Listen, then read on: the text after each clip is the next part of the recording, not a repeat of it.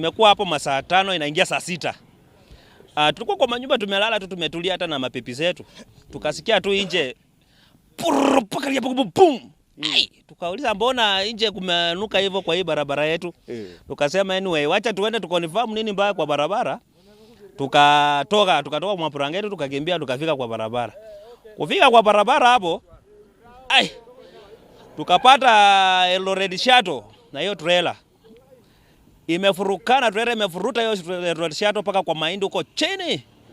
Na hiyo Eldoret Shuttle ilikuwa na watu makasoma imebeba sio inatoka Nairobi. Ilikuwa inatoka Nairobi.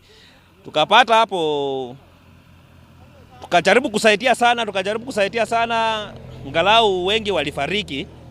Angalau watu 2 ndio walikuwa wameponea kidogo hawakuwa wamefariki. Sisi ndi tunalinda hii mali hapa, lakini maaskari wametunyanyasa sana.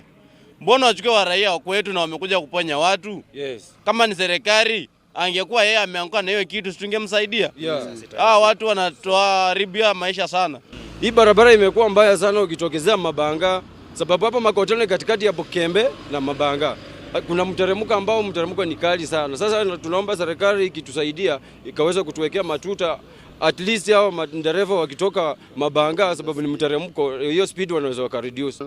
Kuna wenzetu wenye walikuwa wanasaidia wale ambao walikuwa wameumia kwenye matatu wenye walikuwa wamekufa, kusaidia kuweka mili kwenye gari la polisi. Na kwa hiyo hali polisi wakadhani kuwa hao wanataka kupokonya vitu kwenye trailer ambayo imeanguka. So tunaomba tu serikali ikaweze kuachilia wale vijana ambao walibebwa na kupelekwa ndani, kwa sababu hawakuwa waibe. Hii nini hawezi bomoa hiyo trailer. So tunaomba serikali ya Bungoma ifuatilie kwa ukaribu sana vile wale vijana ambao wameshikwa waweze kurudishwa nyumbani.